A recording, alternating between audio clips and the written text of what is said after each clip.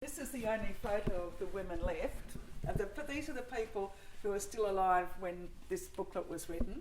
And this lady here, she started working in the ammunition factory when she was 13 and a half, before World War One, and worked there, I think it was for 65 years.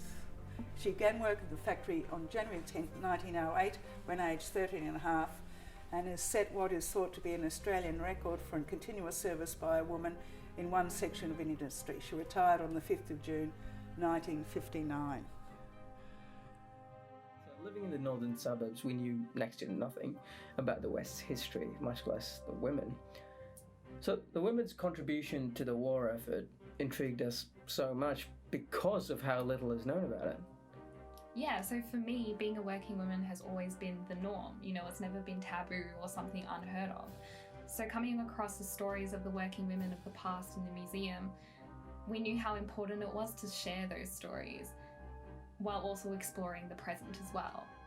So we're taking a little bit of a dive into the past and present of the working women of the West by talking to someone who actually knows something about it, a researcher named Judy Madigan. All right, my name's Judy Madigan, and I've been involved with the Living Museum of the West on and off for a number of years.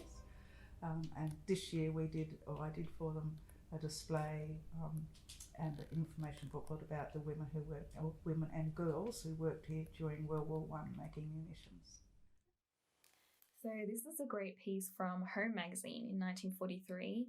It's a message for the absent soldier's wife. Never let yourself drift into a dangerous friendship with a man you meet in your factory or your office or your hospital or in any job you may be doing. And there we've got a little mention of the women working in the factories.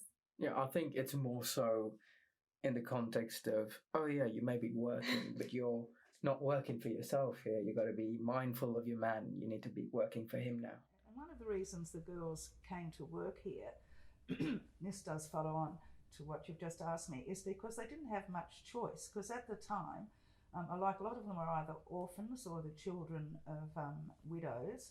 And at the time, there weren't any state or federal government pensions for those people.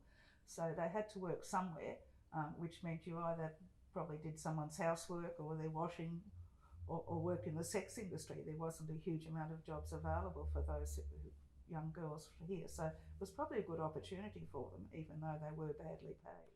So the girls who worked here weren't treated very well. They were paid very poorly. They worked very long hours. And some of the publicity I did find about them was ridiculous. For example, those who worked in the cordite factory, because cordite was poisonous, they worked with up to 6 or 8 hours a day with their hands in water.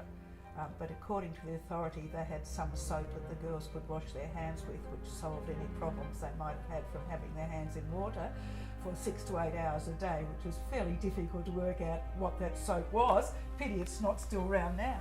But they were paid poorly. I don't think they were treated very well.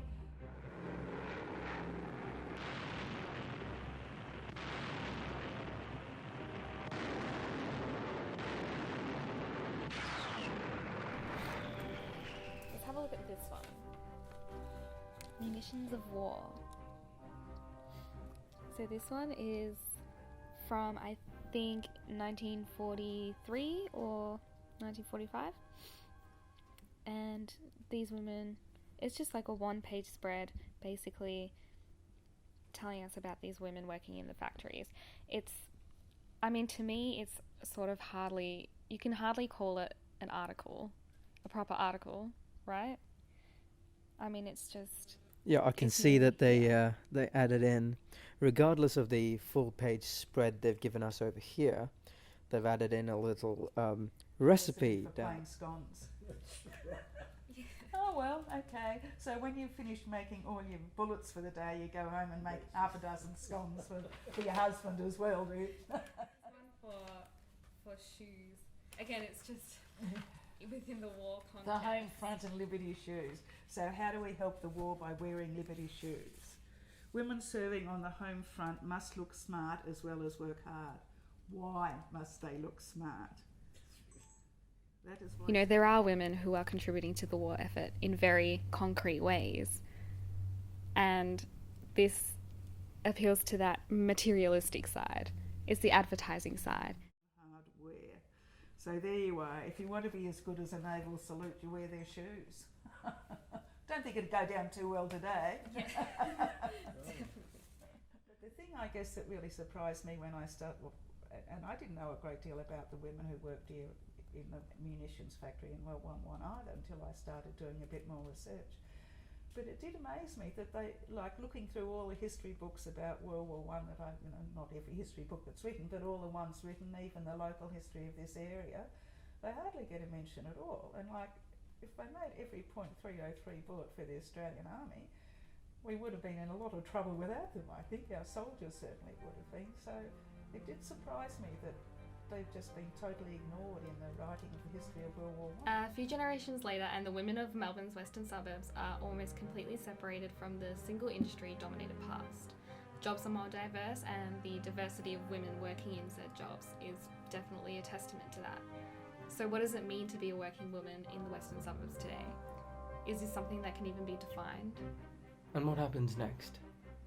Are the working women today destined to be just another generation of forgotten women? Or will something change?